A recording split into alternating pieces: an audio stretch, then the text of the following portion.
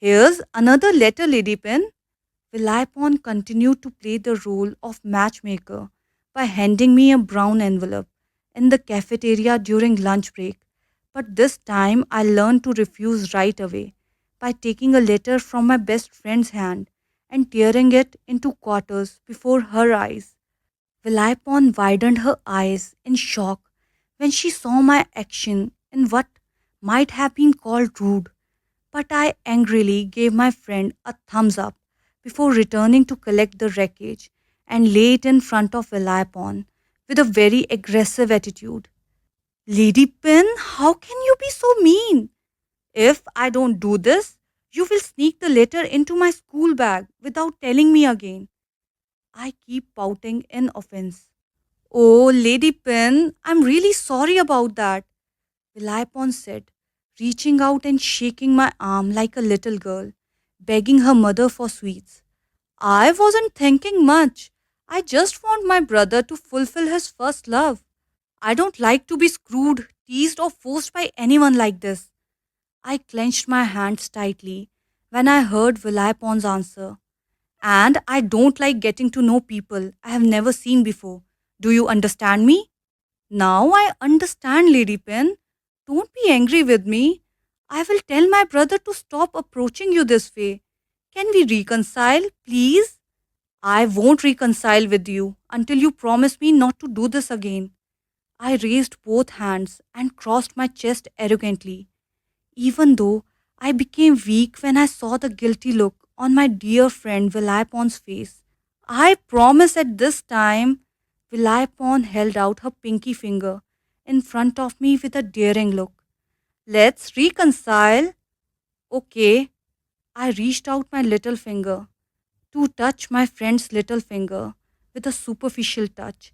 Surprisingly, in between there was a buzz from a group of juniors sitting at the table behind me. After I followed their eyes, I found everyone staring at a small, stunning girl who walked over to hand a letter to Anil, who's sitting at a long table on the other side of the cafeteria. Anil is surrounded by many friends, including Khunon, the young princess, although she raised her high eyebrows in surprise, was so kind that she reached out to receive the letter herself and sent a light smile to that brave girl. Vilaypon and I suddenly forgot about our feud temporarily when we both stared at the events in front of us with interest. However, under my calm gesture, I found that my heart was falling to my toes. My heart seemed emptier than it ever had before.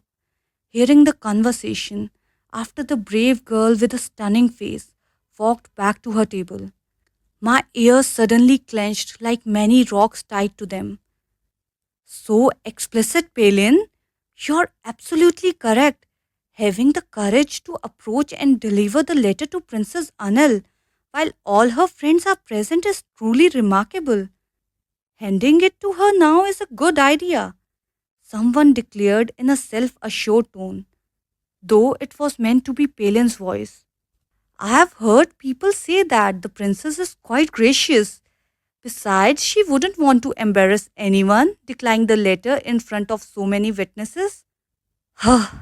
It seems that this little girl isn't as innocent as she looks. I accidentally shook my shoulder before laughing in my throat until Vilaypon had to ask, What's wrong, Lady Pen? She whispered, But are we really reconciled? You can say so, but if you do it again, I'll really stop befriending you. Does Anil have anything to tell me today?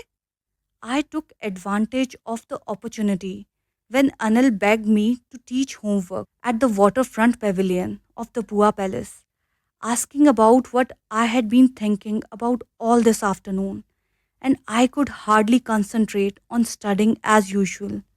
There are lots of things. Anil continued to smile as usual. Either Anil won the race today in physical education, or when teacher Vimal scolded Pinoman, who slept in science class, or I would rather hear about the cafeteria. I raised both hands to cross my chest before interrupting Anil's conversation in a hoarse, stern tone. Hmm. This time, Anil tilted her neck suspiciously. Her dark oval eyes grew slightly and looked adorable. Kunpin, want to know what Anil has for lunch? No. My eyebrows furrowed as soon as I realized that the other party had started playing with her words. I want to know about the letter. My conversation finally got to the point. Oh, Anil nodded easily before starting to search for a sweet pink envelope in her own slim school bag. Kunpin, are you referring to this letter that the girl in room 2 brought to the cafeteria during lunchtime? Hmm, my eyebrows furrowed even more.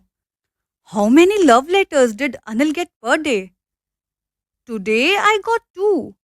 Anil replied before swallowing saliva down her throat, right in front of my eyes. Some days I don't. Really? I crossed my chest even tighter. Yes. I don't know why. When I heard the innocent answer of the person in front of me, I was doubly frustrated. Have you read the two letters?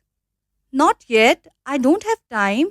The little princess still looked at me with innocent eyes. Does Kunpin want to read them? Now it was me who was swallowing a big swallow. With difficulty, with some of the two sides in the head. Will Anil allow me to read? Don't you think it's personal? I float a trial balloon. I have nothing personal with Kunpin.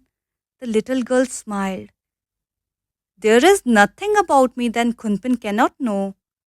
So can I read I's letter? Of course. Anil handed me a pink envelope. As a good girl, I screwed my lips spontaneously, not pretending, but my hand reached out so quickly to receive the letter. I was quite hesitant about whether to read the letter in my hand or not. Curiosity finally conquers everything, so this beautiful pink paper was unfolded and read by me, who had nothing to do with the letter.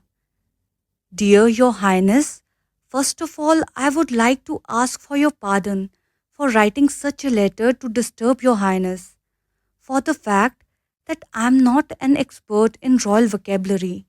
If there are any mistakes, I would ask Your Highness to forgive me. In fact, the contents of this letter are nothing more than me wishing to inform Your Highness of how important Your Highness is to me.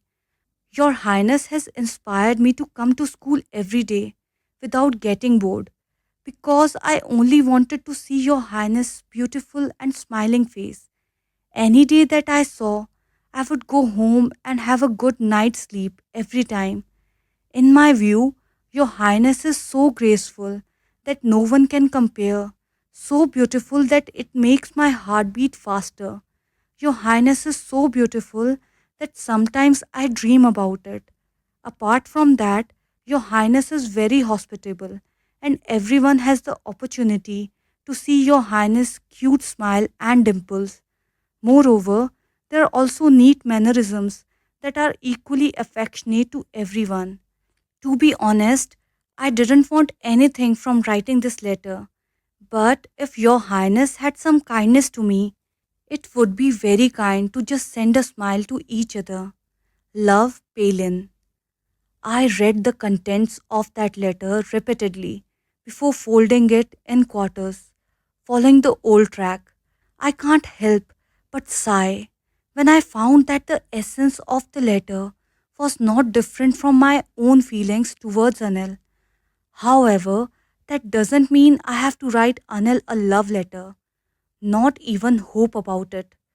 There's absolutely no way I'm going to do that. Dream on. That's it for this chapter, guys, and I see you soon with new special chapter of Loyal Pin Volume 1. If you enjoyed this video, don't forget to hit the like button and subscribe to our channel. It really helps support the channel and keep me motivated. Thank you.